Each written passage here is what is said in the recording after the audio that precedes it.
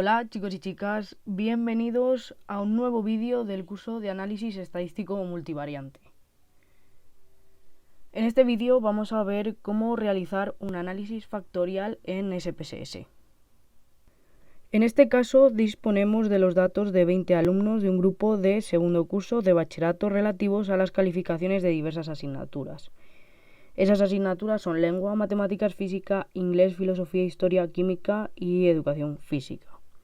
Se pretende extraer un conjunto reducido de variables que resuman la información aportada por todas las variables, reduciendo la dimensionalidad del problema. Por tanto, lo que vamos a hacer es aplicar un análisis factorial a este conjunto de datos. Entonces nos vamos a analizar reducción de dimensiones y factor. Lo primero que yo tengo que hacer es introducir todas las variables a este lado de aquí. Y ahora empezamos a seleccionar aquellas cosas que nos interesen. Por ejemplo, en descriptivos, pues me interesa los descriptivos univariados de cada variable. De la matriz de correlaciones, pues los coeficientes y el índice KMO y la prueba de esfericidad de Bartlett. Y vamos a continuar. Extracción, pues tenemos la matriz de correlaciones, el método de componentes principales, solución factorial sin rotar. También quiero el gráfico de sedimentación y la extracción pues basado en autovalores mayores que 1. Y en rotación, pues bueno, sabéis que hay varios métodos, pero en este caso vamos a elegir Varimax. Y quiero también los gráficos de cargas, además de la solución rotada. Y por último, en puntuaciones, pues le vamos a dar a mostrar matriz de coeficientes de las puntuaciones factoriales. Entonces, como ya he seleccionado aquellas cosas que me interesen para este análisis factorial, le doy a aceptar. Y como veis, aquí se nos abren pues un montón de resultados. Entonces lo que vamos a hacer es ir uno por uno e ir interpretando la información que nos dan. Lo primero que debemos hacer es determinar si es recomendable o no la realización del análisis factorial. Para realizar esto hay que recurrir a la matriz de correlaciones, el determinante de dicha matriz que no hemos calculado, pero no pasa nada, el índice KMO y el contraste de esfericidad de Bartlett. Lo que queremos ver es si existe correlación entre las distintas variables que tenemos, ya que de lo contrario el análisis factorial no tendría sentido aplicarlo. Entonces, antes de determinar si existe o no correlación entre las variables, debemos apuntar que si las unidades de medida de las distintas variables son diferentes, es necesario estandarizarlas. En este caso, no va a ocurrir porque todos son calificaciones de asignaturas y por tanto no hace falta estandarizarlas. Pero es un paso bastante importante que hay que tener en cuenta.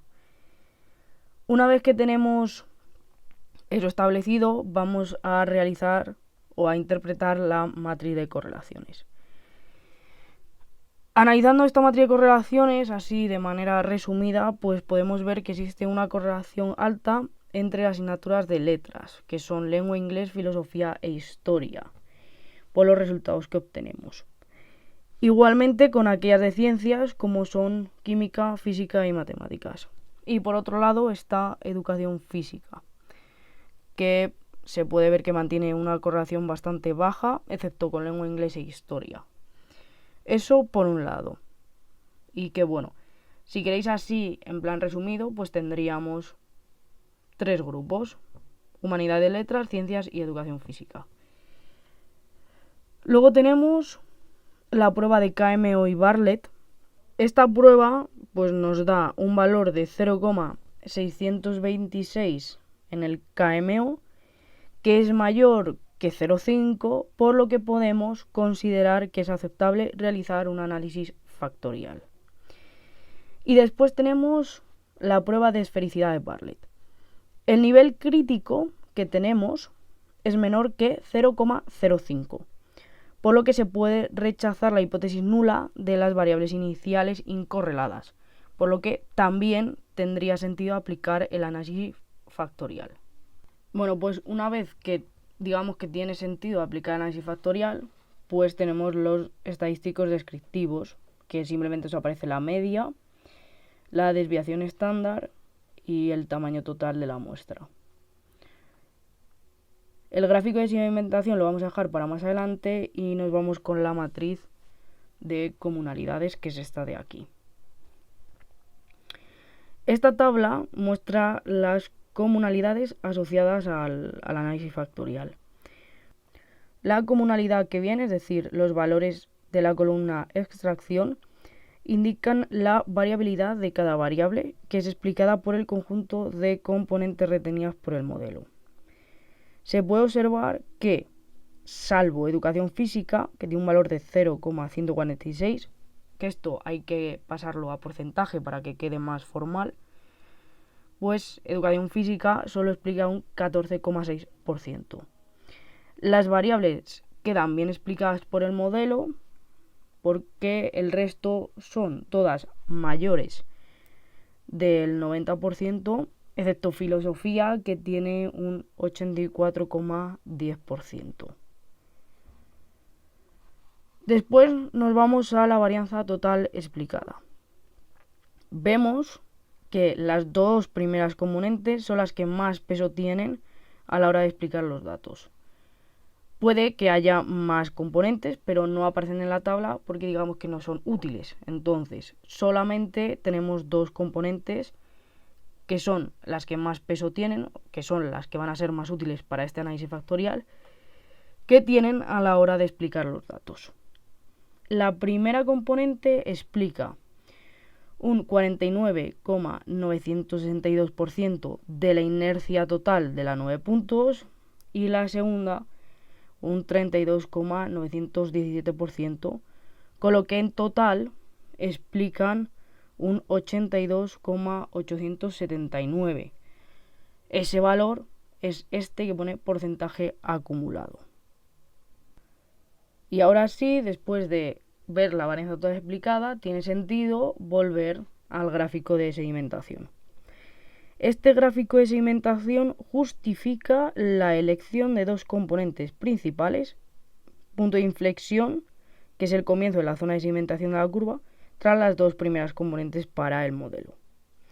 Digamos que esta sería la primera y segunda componente y ya el resto, como veis, se va como la gráfica un poco aplanando. Entonces nos quedaríamos con estas dos variables, estas dos componentes de aquí. Hay que tener en cuenta que los pesos de cada variable en cada componente antes de la rotación aparecen bajo el epígrafe de la matriz de componentes, que está de aquí. La suma de los cuadrados de los valores de cada columna coincide con el autovalor correspondiente a la componente asociada y a la suma de los cuadrados de los valores de cada fila coinciden con la comunidad de cada variable. Estos coeficientes corresponden a los coeficientes de correlación lineal de Pearson entre la componente y las variables implicadas. Se observa que las variables lengua, inglés, filosofía e historia están asociadas con la primera componente y que luego con la segunda componente tendríamos matemáticas, física y química.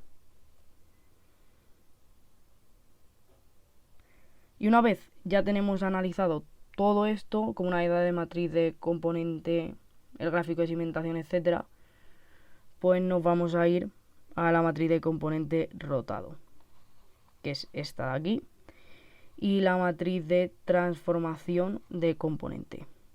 Por tanto, en este caso, aunque parece clara la relación de cada componente con las variables, pues hemos utilizado la rotación Minimax para identificar de forma más precisa esta relación. Entonces, a la vista de los resultados que obtenemos, pues podemos corroborar lo que hemos comentado anteriormente con la matriz factorial.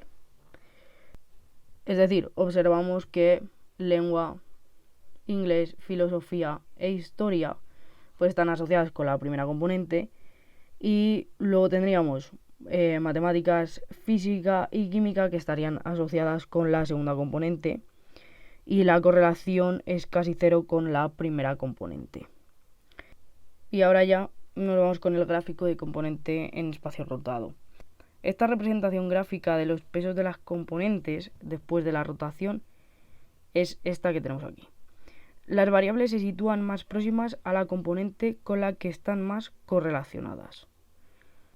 Y ya por último, pues tendríamos la matriz de coeficiente de puntuación de componente y matriz de covarianzas de puntuación de componente. Esto simplemente son las puntuaciones de cada individuo en las componentes principales, que aparecen en el fichero de datos como dos nuevas variables. Y con esto pues habríamos realizado un análisis factorial en SPSS donde pues hemos obtenido todas aquellas matrices y datos que nos hacen falta para poder interpretar en condiciones los resultados de un análisis factorial. Así que si este vídeo te ha parecido útil, no olvides dejar un like y suscribirte al canal para más contenido. Si tenéis cualquier duda podéis contactar con nosotros a través de las redes sociales o por correo electrónico. Nos vemos en el próximo vídeo.